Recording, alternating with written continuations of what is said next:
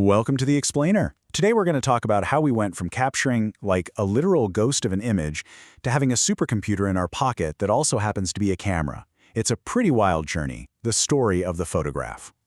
You know, it's so easy to take for granted, right? We have these cameras in our pockets all the time. But just think about it. Before this, capturing a single image, it was a huge, huge deal. And its invention? Well, it changed absolutely everything. Art, science, even how we remember our own lives. I mean, this was a massive change. Think about it. Photography basically took over as the world's, well, engine for truth. All of a sudden, you could see a real picture of some faraway place, or a real battle, not just some artist's flowery interpretation. It made reality feel so much closer, you know?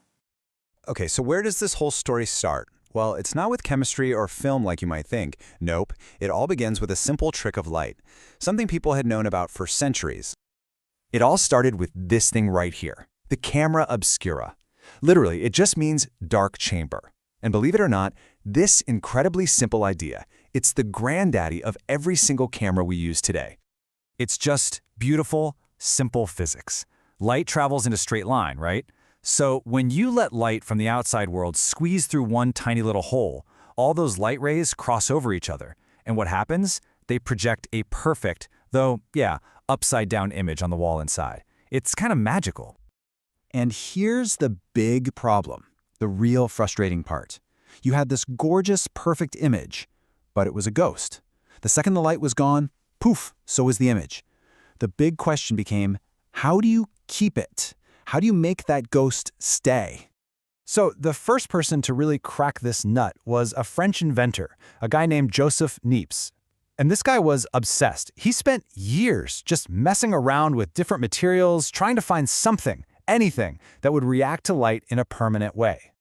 And then, in 1826, he did it. He actually succeeded, and this right here is it, the world's very first photograph. I know, it's blurry, it's kind of hard to make out, but look, it's a permanent image he took from his window. That was just mind-blowing, revolutionary. But, and this is a big but, here's the catch. It took 8 hours to expose. 8. The sun literally moved all the way across the sky while the picture was being taken. That's why you can see sunlight hitting both sides of the buildings. So yeah, amazing first step, but not exactly practical. So Niepce had a partner, Louis Daguerre. And after Niepce died, Daguerre took that basic idea and just ran with it. He improved the process so dramatically, and what he came up with was, well, it was stunning. I mean, the jump in quality was just staggering. All of a sudden, you have these incredibly sharp, detailed images, and exposure times went from hours down to just minutes. Can you imagine that? For the very first time in human history, you could see a perfect, permanent image of yourself. Just incredible. Okay, with this amazing new process, it had a really dark side. A deadly one, actually. To get that image to appear, photographers had to heat up mercury. Mercury! And they would breathe in those toxic fumes. This process was extremely poisonous. It could kill you. And for a lot of early photographers, it did. So the goalposts had moved, right? We solved the permanence problem, we solved the sharpness problem, but now there were new issues. The images were super fragile, they were dangerous as heck to make, and maybe worst of all, each one was totally unique. You couldn't make a single copy. And the solution to that biggest problem, the no copies problem, came from a totally different direction. It came from an English inventor, a guy named William Henry Fox Talbot, who was working on his own thing completely separately. His whole approach was different. He wasn't trying to make a final, positive image on a metal plate. Instead, he used special paper to capture an inverted image, and in doing so, he invented something brand new, something that would define photography forever, the negative. And that was the game changer. See, once you have a negative, you can use it to make as many positive prints as you want. 1, 10, 1,000. It doesn't matter. The daguerreotype, for all its beauty, was basically a dead end. But this negative-positive process, that was the future. Okay, so now we can make copies. Great! But photography was still a thing for experts, right?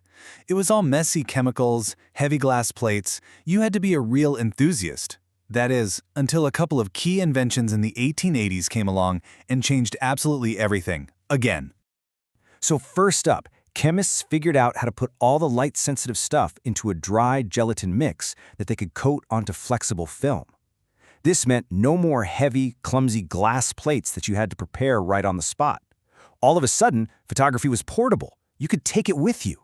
And that's when this American entrepreneur, a guy named George Eastman, had an absolutely brilliant idea. He took this new roll film and put it inside a cheap, super simple-to-use box camera. And his company's slogan just said it all. You press the button, we do the rest. It was genius. You'd buy the camera, take 100 pictures, and then you'd mail the entire camera back to the factory. A little while later, you'd get your developed photos back, plus your camera reloaded with a new roll of film. Just like that, photography wasn't for experts anymore. It was for everyone. So when you look at the whole journey, it's pretty clear, right? It was all about solving one problem after another. First, permanence, making the ghost stay. Then speed, then copies, and finally, access. It kind of makes you wonder, now that we can create pretty much any image we can dream up, just by typing a few words, what's the next great problem for image making to solve?